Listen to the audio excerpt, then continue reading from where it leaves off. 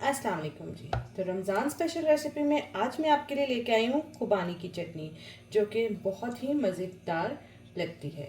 तो आप इसको जो है वो दही भल्लों पे डाल के भी खा सकते हैं, और वैसे भी आप इसको पराठे के साथ भी इंजॉय कर सकते हैं।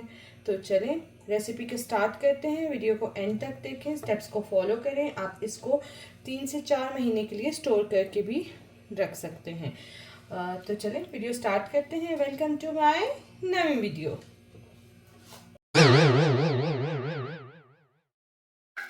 तो जी ये मेरे पास है 500 ग्राम के करीब ड्राई खुबानी, जिसको मैं पानी में डाल देती हूँ, और इसको हम जो है अच्छे से वॉश कर लेंगे। अच्छे से वॉश करना ज़रूरी है क्योंकि इसमें जो है वो रेत मट्टी होती है, तो इसलिए अच्छे से आप इसको वॉश कर लें।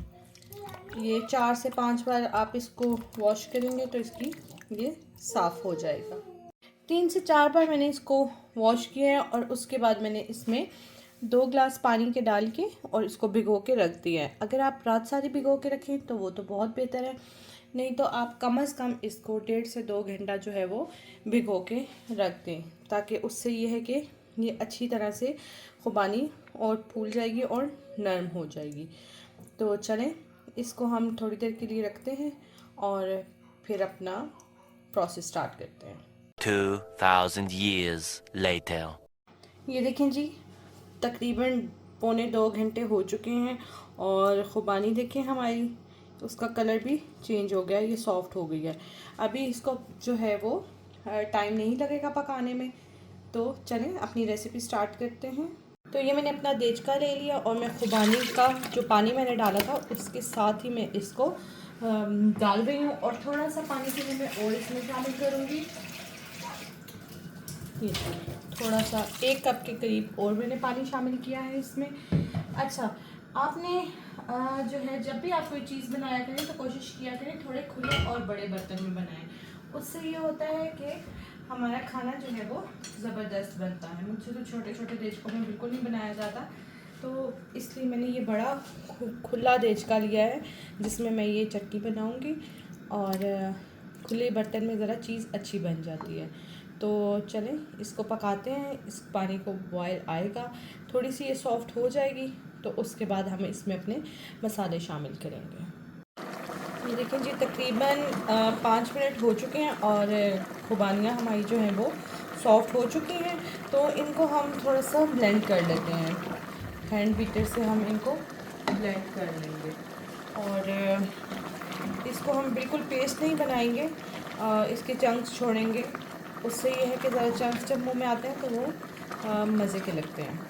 तो इसको हम बीट कर लेते हैं।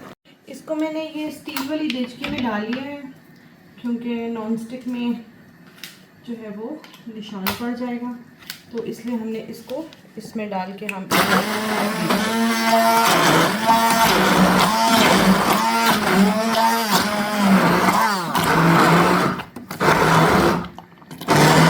ये देखें जी, ये हमने ब्लेंड कर लिया, और हमने पेस्ट नहीं बनाया इसका, ये हमने चंकी चंकी सा रखा है।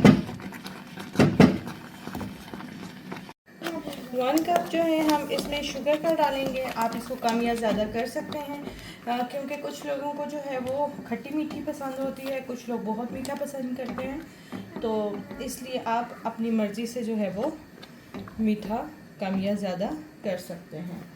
और इसके बाद मैं डालूँगी इसमें 1/2 टीस्पून ज़ीरा, और 1/4 टीस्पून इसमें जाएगी रेड मिर्च, और 1/4 टीस्पून इसमें जाएगी वाइट मिर्च और ब्लैक मिर्च। ठीक है, इसको हम मिक्स कर लेते हैं अच्छे से।